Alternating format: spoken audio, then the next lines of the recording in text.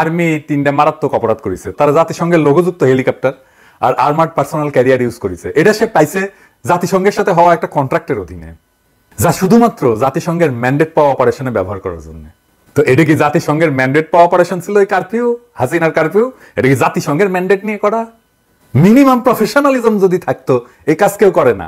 এই মাথার মধ্যে বুদ্ধি, এই যে কয় না বুদ্ধি হাঁটুত, হাঁটুত না তো গোড়ালিত গ্যাস হ্যামসে বুদ্ধি, মাথাত এই ঘিলু নিয়ে আর্মিগিরি করো।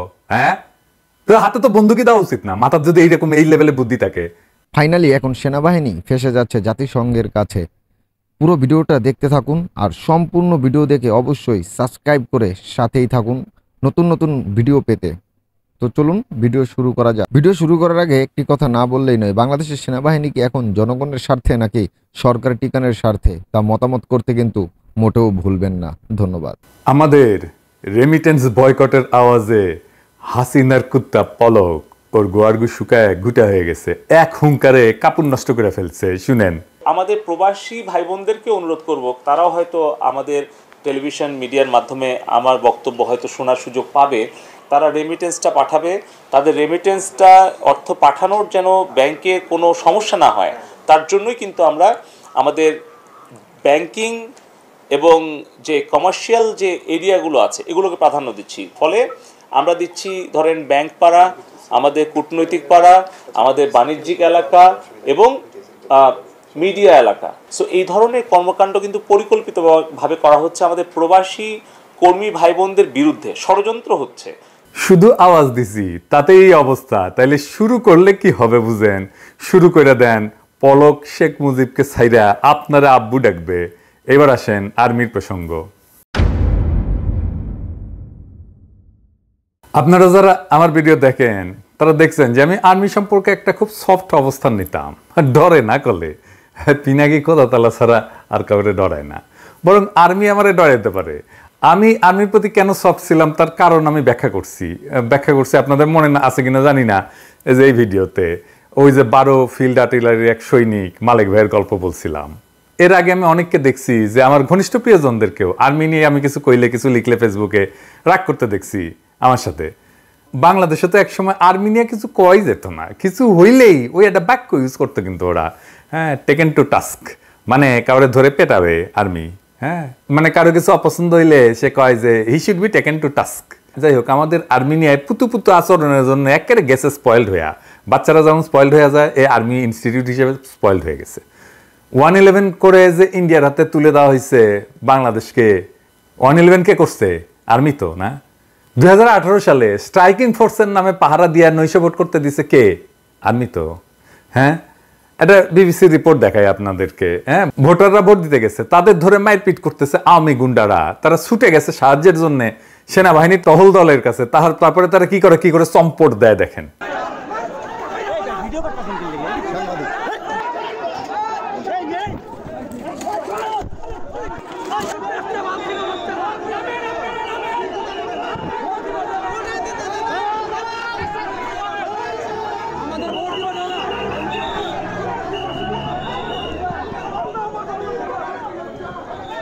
তো এরা তাইলে কি জন্য নামছে মাঠে? কি জন্য নামছে? গাড়ির তেল কেন খরচ করছে? এই ট্রুপস নিয়ে কেন নামছে? ওই ঘটনা, ওইটা দেখার পরে এই সেনাবাহিনীর উপরে মানুষের রেসপেক্ট, ভালোবাসা সব গেছে, 50% চলে গেছে। আর এখন এইবার বাকিটা গেছে। হ্যাঁ, আমরা আরো ভালো করে যাওয়ার ব্যবস্থা করে দেবো। তো লজ্জা লাগে না ভাই জান আপনাদের? ইলেকশনের আগে সে কি রোয়া ভ্যান করবো ত্যান করবো। হ্যাঁ, আপনারা ভোট দিতে আসেন, অমুক করেন তমুক করেন।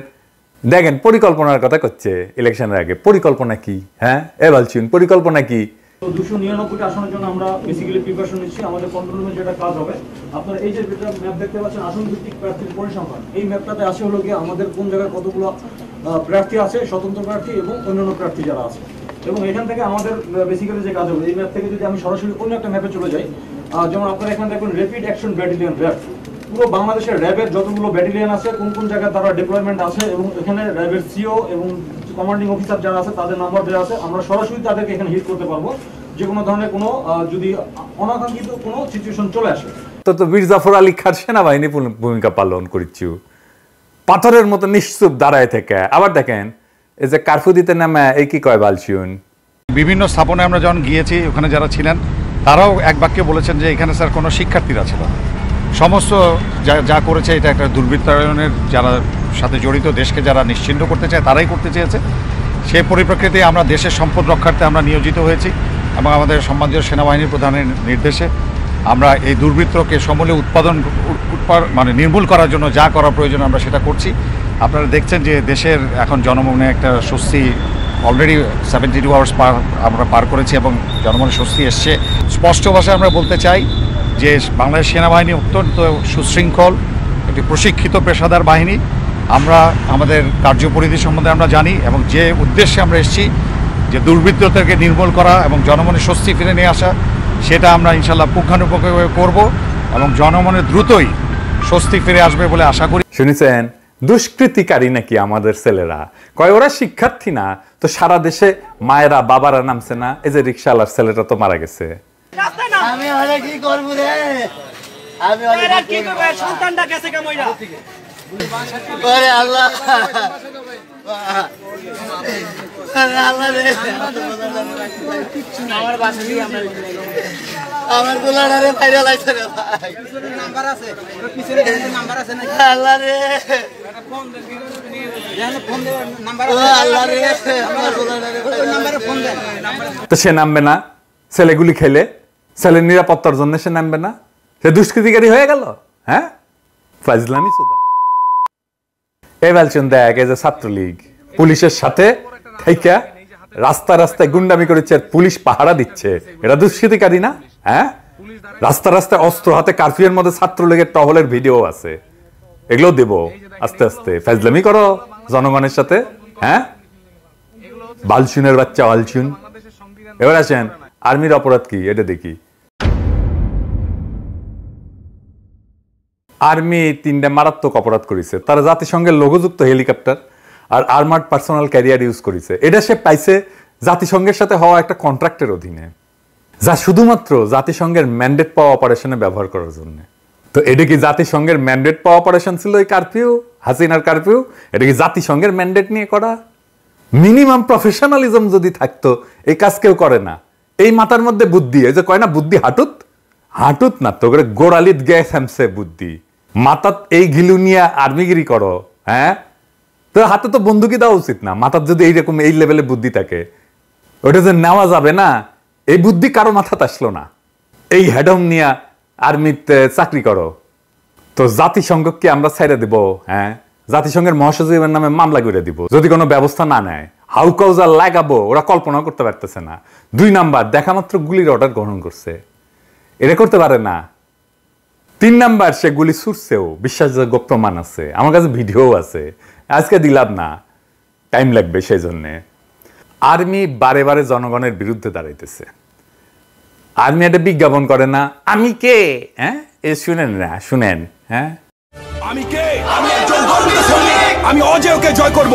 আমার কাছে পরাজয়ের কোনো স্থান নাই। সবাই যেখানে থমকে দাঁড়ায় আমি সেখান থেকে শুরু করি। আমি সব সময় শুনেছেন, তুমি আমার বালডা আর তুমি মির্জাফরের প্রেতাত্মা, যার জন্য আমাদের 200 বছরের গোলামি করা লাগছে।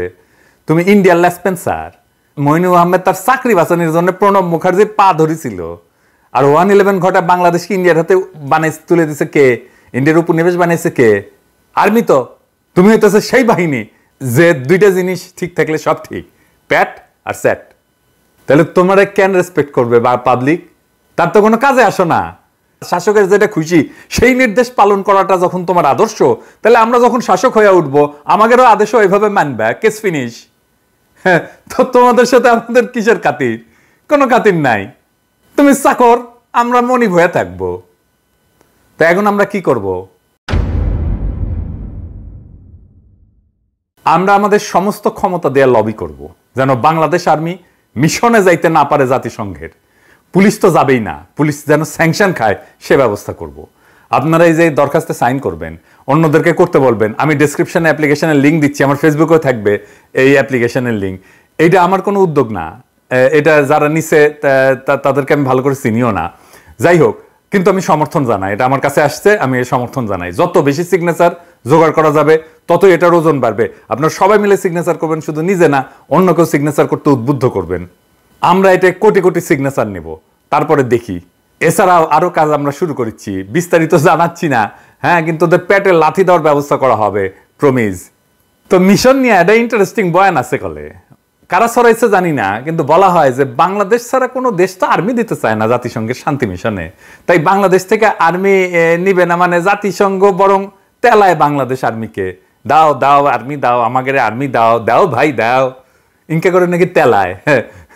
আমার কিন্তু অনেকেই কইছে, আজকেও আমার এক আমেরিকান বন্ধুর সাথে ফোনে এটা নিয়ে কথা হইতেছিল, তো সেও করছে যে আরে না না, কেউ তো আর্মি দিতে চায় না, শুধু বাংলাদেশই দেয়, আর দুই একটা ছোটখাটো দেশ দেয় আর কি। বাংলাদেশ আর্মি না দিলে জাতিসংঘ বিপদে পড়বে। হ্যাঁ, এটা একদম মিছা কথা। ইন্ডিয়ান পেঁয়াজ নিয়েছিল না একটা বয়ান, এমন ধারণা তৈরি করা হয়েছিল যে ইন্ডিয়ান পেঁয়াজ ছাড়া আমাদের রান্নাঘর বন্ধ হয়ে যাবে, আমাদের খাওয়া দাওয়া বন্ধ হয়ে যাবে। হ্যাঁ, আমরা হিসেব করে দেখাইছিলাম যে বাংলাদেশ পেঁয়াজের স্বয়ংসম্পূর্ণ, পেঁয়াজ আমদানির দরকার নাই। দেখেছেন তো পরে, আসলেই আমাদের কথা ঠিক। শান্তি মিশনে অনেক দেশ সৈন্য পাঠায়, সবচেয়ে বেশি পাঠায় নেপাল, বাংলাদেশ তৃতীয় কন্ট্রিবিউটর, এটা ইউএনের নিজস্ব হিসাব। এছাড়া রুয়ান্ডা আছে, ইথিওপিয়া আছে, যারা বেশি পাঠায়, অনেক বেশি পাঠায়। কিছু বাংলাদেশের চেয়ে বেশি পাঠায়, কিছু বাংলাদেশের সমান পাঠায়। ইন্ডিয়া আছে, পাকিস্তান আছে, প্রায় বাংলাদেশের সমান পাঠায় সেনা। বাংলাদেশ থেকে যদি নাও নেয় সেনা, জাতিসংঘের কোনো অসুবিধা হবে না, বিন্দুমাত্র অসুবিধা হবে না। হিউম্যান রাইটস ভায়োলেটার, মানবাধিকার লঙ্ঘনকারী শান্তি মিশনে যাবে না, এটা সোজা চাপ, প্লেন অ্যান্ড সিম্পল। দুনিয়াতে আমাদের সাপোর্ট করার মতো রাজনৈতিক দল অনেক আছে, অনেকের সাথে আমাদের যোগাযোগ তৈরি হয়ে গেছে এর মধ্যেই। আগে শুধু তো হিউম্যান রাইটস অর্গানাইজেশনগুলোর সাথে ছিল, এখন মিডিয়ার সাথে সম্পর্ক দাঁড়িয়েছে। তারা জানে বাংলাদেশে কি গণহত্যা হয়েছে, আর এই গণহত্যার রক্ত বাংলাদেশের সেনাবাহিনীর হাতে লাইগা আছে। এই ক্যাম্পেইন চলবে সারা দুনিয়ায়। আর একটা কথা কয়ে দিই, প্রিয় সেনাবাহিনী, হ্যাঁ আপনাকে বাংলাদেশ মুক্ত করার জন্য যদি একটা মুক্তিবাহিনী গড়ে ওঠে, ফাইট কইরা তাদের বীরত্বের সঙ্গে টিকতে পারবেন না। হ্যাঁ, ও কুকি চিনের সাথেই পারেন না, আর এই উদ্দীপ্ত তারুণ্যের সাথে আপনি কেমনে পারবেন? খুব কাছে মায়ানমারের উদাহরণ কিন্তু আছে। হাসিনা যদি ক্ষমতায় টিকে থাকে তাহলে বাংলাদেশ ওইদিকে যাবে, লিখে রাখতে পারেন। এইবার আসেন একটা ফেসবুক স্ট্যাটাস দিয়ে এপিসোড শেষ করি। আমি জানি না আমি পুরোটা ঠিক মতো পড়তে পারবো কিনা, কারণ এইটা এত মুভিং, এত এত ইমোশনাল, এটা আমি যতবার পড়তে গেছি পুরোটা আমি পড়তে পারিনি। তারপরেও আপনাদের সাথে আমি শেয়ার করি।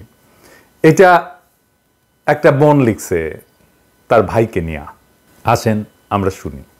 ছবির ছেলেটা আমার ভাই, আমাদের দুই বোনের একমাত্র আদরের ভাই। আমরা ওকে কি পরিমাণ ভালোবাসি এটা হয়তো কখনো আর তাকে বলাই হবে না, সুযোগ করি। যেদিন প্রথম আম্মু তাকে আনে বাসায়, এসেই সে আমাদের দুই বোনের গায়ে সসম্মানে হিসু করে ভালোবাসার জানান দেয়। আমাদের ছোট্ট বাবুটাকে আমরা টুনা ডাকতাম, ভালোবাসার ডাক আর কি। ছোট্ট টুনা বড় হয়ে বড় টুনা হইল, কিন্তু টুনাই রয়ে গেল, আমাদের কাছে সৈকত হতে পারলো না। কি রাগ তার! আমাকে বন্ধুদের সামনে টুনা ডাকবে না তো সেবন্তী আপু। 11ই সেপ্টেম্বরে তার 20 বছর হওয়ার কথা ছিল। জন্মদিনের কয়েকদিন আগে থেকেই গান গাওয়া শুরু করত। সেবন্তী আপু কি কেক বানাবা তুমি?